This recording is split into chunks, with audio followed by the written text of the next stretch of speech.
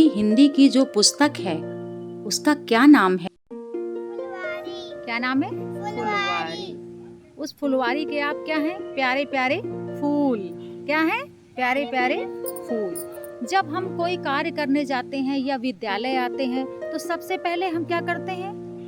सबसे पहले विद्यालय में क्या होता है? प्रार्थना। तो ईश्वर की प्रार्थना करते हैं ना कि हे ईश्वर आप हमें सद्बुद्धि दें। तो हे जग के स्वामी, ये एक प्रार्थना है और इसको लिखा है श्री सोहनलाल द्विवेदी जी ने। तो एक बार हम गाएंगे, दोबारा आप गाएंगे। तैयार हैं? चमक रहा है तेज तुम्हारा बनकर लाल सूर्यमंडल,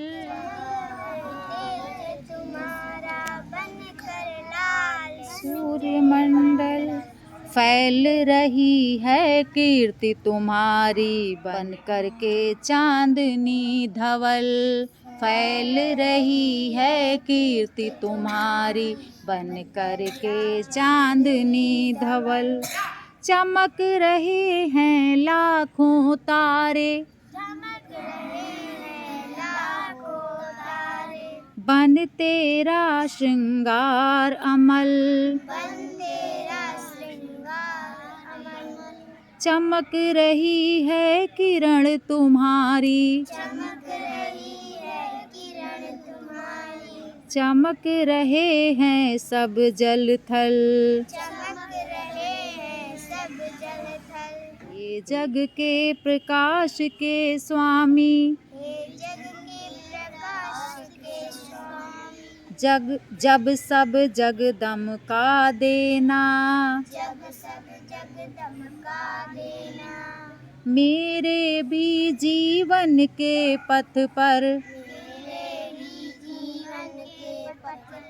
कुछ किरणें चमका देना। एक बार हम पूरी कविता आपको फिर से सुना देते हैं।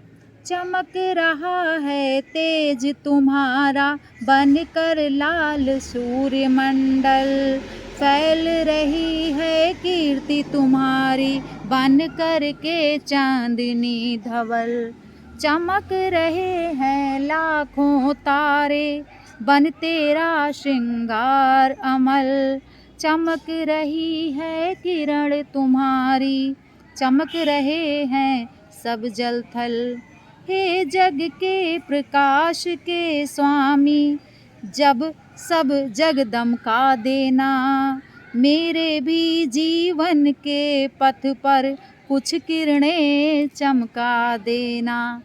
हे जग के प्रकाश के स्वामी, हे ईश्वर, हे संसार में को प्रकाशित करने वाले ईश्वर, जब सब जग दमका देना, जब पूरा संसार आप दमका देना, आपकी चमक पूरे संसार में जब फैल जाए, तो हे ईश्वर मेरी प्रार्थना है कि मेरे जीवन के पथ पर कुछ किरणें चमका देना, कि थोड़ी सी किरणें मेरे जीवन के रास्ते में भी चमका देना। ये कौन कह रहे हैं?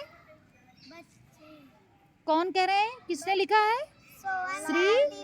श्री सोहनलाल द्विवेदी जी ने। और बच्चों आपको पता है सोहनलाल द्विवेदी जी हमारे जनपद फतेहपुर के बिंदकी कस्बे के रहने वाले हैं। पता है आपको?